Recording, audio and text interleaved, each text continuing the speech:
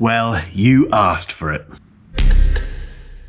I genuinely have no idea where this video is going to go because there's no script. There's never a script, to be honest, but I normally have notes in front of me and I don't even have that. Let's cut to the chase. This is the regular iPhone 17. So far, I've reviewed the iPhone Air and the iPhone 17 Pro Max, which annoyingly I've left at home today, but trust me, I do still have it and I am using it. But this is my main phone. I've switched, for good or bad, to the iPhone Air. However, every time I talk about those two phones, I get loads of people in the comments saying, what about this one? What about the regular, normal iPhone 17? Get involved, give us some thoughts on it. So, we've bought one. We do have to buy these, by the way. Apple does not send us iPhones. We have to get them ourselves. In this video, I'm going to unbox it, talk about it a bit, and show you some photos that I will be taking this weekend, which for me is in the future, so that's a bit weird. But I'm not going to talk about specs because who cares? That's all out there. I always get told off for reading out specs and stuff. So what I'll do is just unbox this and react to it and give you a bit of buying guidance. Also, because we've bought this, we need to do something with it afterwards. So we've decided to give back and give this phone, this phone in this box, away to one of you very lucky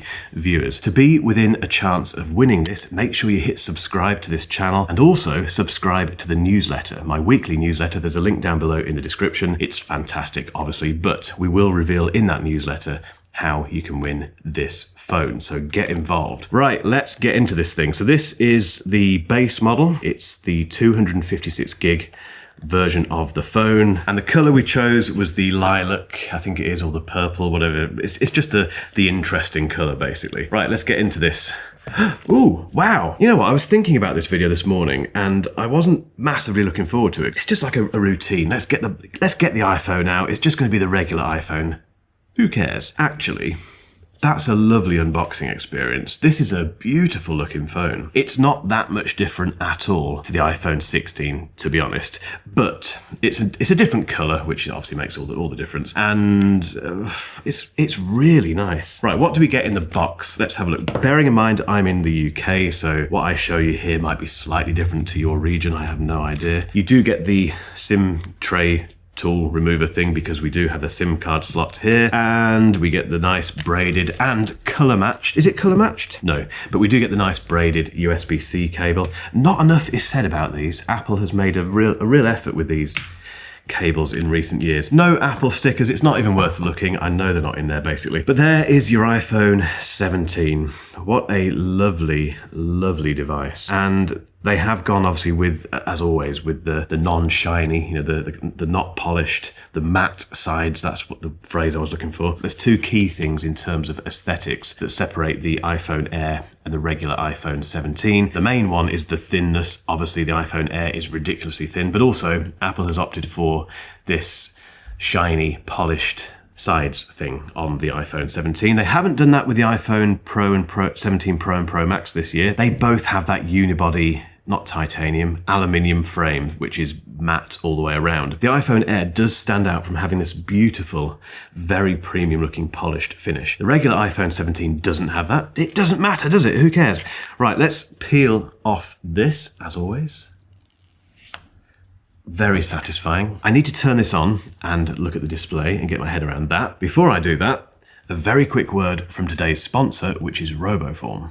Now, yes, you have a password manager built into iOS 26 these days, but if you switch devices and if you just want to use something else other than being stuck in Apple's walled garden, and equally if you're storing all of your passwords on Post-it notes or in your head, or worse still, you're using the same password for everything, you need Roboform. It sets up passwords for you so you don't have to think about them. It has a sharing feature so you can share passwords with colleagues, with friends very securely. It's got 24/7 support as well, so if you get stuck with anything, you can get in touch with them. And it has an emergency access feature. So if the worst happens and you can't get into your passwords, you have someone that you've designated as your stand-in, basically, and they can get into them for you. There's also a one-click login feature which does exactly what it says on the tin. One click and you're straight into your favorite website or web app, and you can put everything into Roboform without worrying. They have a no breach history, which is a big deal in this industry. That's all I'll say about Roboform. It's a fantastic password manager, and we have an awesome deal for you.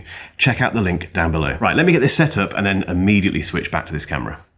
And bosh, there we are. It's kind of set up. It's restoring loads of stuff from iCloud, but I can start playing with it now. Let's talk about the display very quickly. It's a 6.3-inch OLED display, which is 0.2 inches bigger than the iPhone 16. That was a 6.1-inch display, so it's slightly bigger. I do wonder if that's because Apple has done away with the Plus. The iPhone 17 Plus does not exist, which was a surprise for me. Someone had to remind me of that the next day after the launch event, because I didn't even spot the fact that they didn't mention it. It was just not there. So I wonder if Apple has done away with the one that no one bought and instead just made the regular iPhone 17 slightly bigger, just to fill in that gap. And actually, comparing it against the iPhone Air, it makes the iPhone Air feel a bit cumbersome. It really does. It's not that much bigger. And although the iPhone 17 is not the iPhone mini, we're never getting that again, are we? I don't think. It does feel like the perfect size. And it has ProMotion. It's got the 120 Hz refresh rate, finally. So that thing that Apple was always being blamed for not getting on board with ages ago has been sorted, finally. We can't moan about it anymore because the only iPhone with a 60 Hz display now is the iPhone 16e. The iPhone 17, if you buy that, you get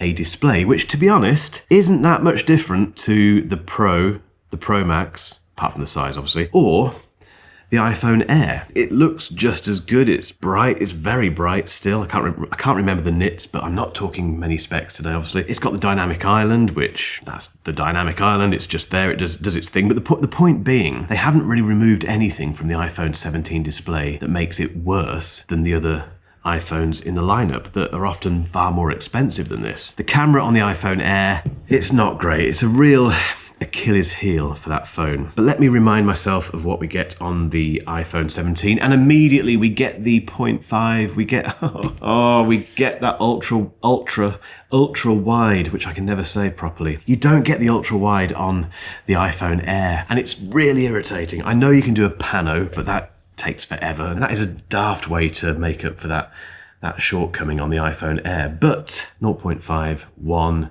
2, and then oops, it goes up to 10. So there are some differences there between this and the iPhone 17 Pro. The iPhone 17 Pro has a more capable camera system, but for most people this works. And also it has the front-facing center stage, whatever it's called, camera, which means basically, if you've been sleeping under a rock for the last few weeks, it means that you can take both portrait and landscape photos without doing that. And if someone else comes into the frame, I can't do that here because I've got no friends, but if someone walked into the frame, it would then pan out and include them nicely and frame it properly for you. And the reason it does this is because it has a square sensor up here, so it can either go portrait or landscape. And trust me, having used that feature on the iPhone Air and the iPhone 17 Pro Max, it is game-changing. In fact, it's a selling point for this phone beyond anything else. You do get the camera control still, which is only useful for opening the camera app, in my humble opinion. Beyond that, it's just fiddly and annoying to use. While I've been talking, I will have shown you some photos from the weekend. These are some of the examples of what this thing can do. What a camera system. It's enough for pretty much anyone, I think, unless you need the Pro and Pro Max features. I haven't seen these photos that you're looking at the moment, but I know they're good because iPhone photography is great. The only slight downside is the zoom capabilities on this. In my experience, that 10x kind of digital AI-infused zoom isn't very good on most smartphones unless you get perfect conditions. So the display, the camera system, they're perfect for this phone. Performance. Now, I have no interest in running benchmarks on smartphones because it's unbelievably boring. And I've not used an iPhone ever in everyday use that has felt sluggish. They just don't. And this won't feel sluggish either. It has the A19 chip, not the A19 Pro, but trust me, that doesn't matter for 99.9% of people. You also get 8 gig of RAM, which is great for multitasking and AI stuff. You know, if you want to use Apple Intelligence, happy days. It starts with 256 gig of storage. That is fantastic. That is double what we had previously with the iPhone 16. Wi-Fi 7, that's more than the new MacBook Pro, interestingly. All-day battery life, 30. The battery isn't going to be an issue on this phone at all. We have Ceramic Shield 2 for the front glass, which is apparently more scratch resistant. I will look after this. I'm not going to test that this weekend, I promise, to anyone who wins this eventually. Let's stop talking about specs and stuff and get real for a moment. Is the iPhone 17 the best iPhone you can buy? Is it the perfect iPhone? Yes, I think it is. I think the iPhone Air is a really acquired taste. I would be so careful, please. If you're going into an Apple store to look at a new iPhone and you've got your heart set on one of these and you walk in and see this, the iPhone Air, be very careful. Don't listen entirely to this. If you go with your heart, you'll probably go with this because it's a beautiful thing in person. As soon as you pick it up, you'll think, this is what I need. Equally, if you go in there thinking, iPhone 17 Pro Max, and then you pick up the cosmic orange one and you think, that's just the best color I've ever seen in my entire life. Don't be swayed by those things, because I think if you are considering the iPhone 17, you shouldn't be blindsided by fancy design and, thinness and all that sort of stuff. I would stick with this phone. In fact, don't go to the Apple store, just order it. If we think about this, we've got to a point now with the regular iPhone where it isn't crippled. The differences between the display on this and the Pro and Pro Max are minute.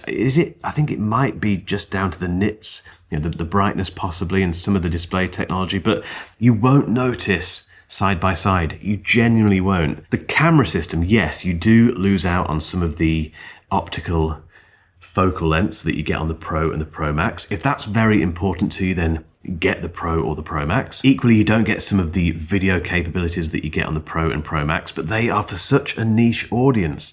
I just don't think many people need that stuff. But where else do you lose out? The software experience is identical as well. You've got iOS 26, which I really like, by the way. I've become quite a big fan of liquid glass, but you get all that stuff. You get Apple Intelligence. I think Apple has unwittingly made the perfect iPhone here. And I'm glad I picked it up. I'm glad I've made this video because it wasn't getting much love from me and from other reviewers, and that isn't fair. Oh, also, you get better colors. For at least the last 2 or 3 years, you've had the best color selection with the regular iPhone. You still have that, but then you have all this other stuff as well, and it's just a no-brainer. Guys, it's over to you in the comments now. Remember, if you want to win this iPhone 17, this one here, which I'm going to look after, I promise, make sure you hit subscribe on this channel, but also, and more importantly actually, in fact just as importantly, the newsletter, which is linked down in the description. Hit subscribe on that newsletter and we'll reveal how to win this iPhone. But I want to hear from you in the comments. Have you bought the regular iPhone 17 already? Have you decided not to? Are you still on the fence? Are you still trying to decide between the Air and the Pro and the Pro Max and whatever? Get involved. I will get involved as well. Give this video a thumbs up. I'm asking you to do way too many things, I know, but just get involved. It's what makes these videos work. I'll see you down there.